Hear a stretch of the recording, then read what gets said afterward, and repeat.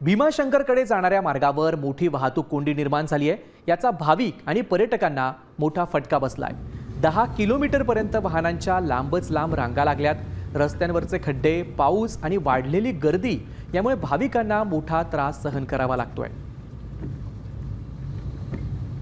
याचाच आढावा घेतलाय आमचे प्रतिनिधी रोहिदास घाडगे यांनी। पाहूयात। 12 ज्योतिर्लिंगापैकी एक असलेल्या श्री क्षेत्र भीमाशंकर या ठिकाणी निघालेल्या भाविकांना वाहतूक कोंडीचा सामना करावा लागतो असं चित्र सध्या पाहायला मिळते। अगदी 10 ते 12 किलोमीटर पासून या वाहनांच्या रांगा या ठिकाणी लागल्याचं चित्र पाहायला मिळते। खरं तर 2 दिवस झाले श्रावण मास सुरू होऊन आणि लगेच या ठिकाणी वाहतूक कोंडी झाल्याचं चित्र पाहायला मिळते। एका बाजूला मुसळधार पाऊस सुरू आहे तर दुसऱ्या बाजूला वाहतूक कोंडीचं संकट सध्या भीमाशंकरला भाविकांमध्ये पाहायला मिळते। आता आम्ही जवळजवळ 2 तास झाले ट्रॅफिक मध्ये आहोत आणि अजून 10 किलोमीटर पर्यंत ट्रॅफिक आहे। आम्ही अटाली गाव कल्याणवरून आलेलो आहोत पूर्ण फॅमिली सहित। पण गावकऱ्यांशी आता मध्ये पण बोललो, त्यांनी सांगितलं खूप मोठी समस्या आहे पुढे अजून ट्रॅफिकची।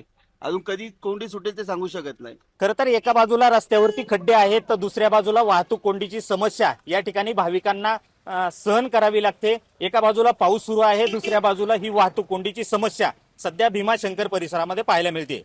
रोहिदास गाडगे, साम टीव्ही न्यूज, भीमाशंकर, पुणे।